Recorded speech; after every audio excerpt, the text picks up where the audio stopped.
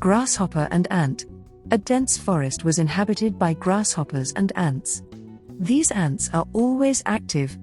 They were gathering and storing food together for their future. Then one day the grasshopper asked the ants, "Why are you all always working so hard to gather food?" To which one of the ants said, "If we collect food now, we will be able to eat food without starving when winter comes." The grasshopper smiled and said, "Look how happy I'm dancing and singing. We shouldn't get worried about the future but have to live happily in the present. I follow it and enjoy my day. I have eaten food today and now I am going to dance and sing happily," said the grasshopper. A few days passed and winter came. Then all those ants were eating the food they had gathered during the summer.